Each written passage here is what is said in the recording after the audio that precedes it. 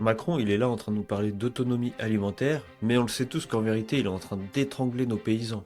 À trop contraindre nos agriculteurs, qu'est-ce qu'on fait? On perd de la capacité à produire notre alimentation chez nous et du coup à importer d'autres pays, parfois voisins, qui font exactement ce qu'on interdit dans notre propre pays. Non mais il est vraiment en train d'essayer de nous faire croire qu'il veut protéger l'agriculture française. Il nous prend vraiment pour des cons ou quoi? Regardez, tous ses actes, il fait l'inverse. À chaque fois, il essaye de faire de bonnes paroles devant les caméras. Tous les paysans qui hurlent, qui en ont marre, et lui, il est là à te faire le bon président en mode non mais moi je suis là pour protéger l'agriculture française. C'est ça la concurrence déloyale, c'est là où il y a un énervement. C'est des situations qu'on est en train de corriger, c'est ce qu'on bouge. Donc il faut produire pour nourrir et pour avoir cette autonomie alimentaire et puis pour exporter. Après, nous sommes tout à fait conscients de nos obligations justement sur le plan écologique et plus largement en fait, on a des obligations de santé humaine, on a des obligations écologiques et il y a un immense travail qui est lancé depuis plusieurs années de transition.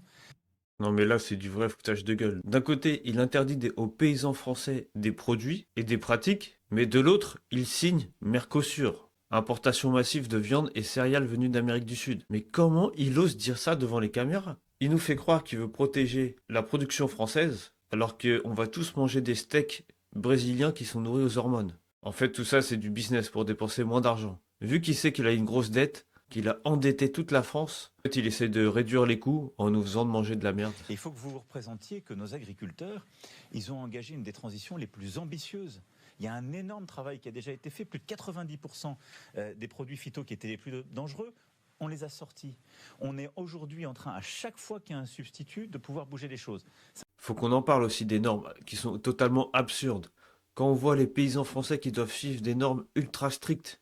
Mais par contre, pour ce qui est des autres pays pour les importations, là, il n'y a pas de problème. Là, les normes, on s'en fout. Là, il n'y a même pas besoin de normes. Donc ça veut dire que nous, on doit produire de la qualité avec des normes ultra strictes.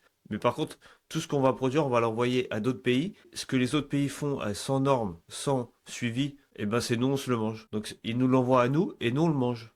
Vous trouvez pas ça aberrant? Il y a deux poids, deux mesures, encore une fois. Encore une fois, tout ça, c'est que du business. Simplement, on ne peut pas laisser les gens sans solution. On ne peut pas laisser les gens sans pouvoir faire leur travail. On ne peut pas laisser les gens sans pouvoir nous nourrir. Donc c'est assez logique. On essaie de mettre du bon sens dans ce qui est une transition qui va prendre plusieurs années et qu'il faut accompagner. Pendant qu'il est là à nous faire toute cette propagande, il envoie des milliards à l'Ukraine, à l'étranger, alors qu'ici, nos paysans, ils sont en train de crever. Je sais pas si vous êtes au courant, mais il y a plus d'un agriculteur qui se suicide chaque jour en France. Macron qui nous parle d'autonomie alimentaire, mais il sacrifie notre souveraineté. C'est pas de la politique, c'est du business, c'est de la trahison nationale. Mais dites-moi vous, qu'est-ce que vous en pensez? Est-ce que pour vous Macron, il protège nos paysans ou est-ce qu'il les a trahis?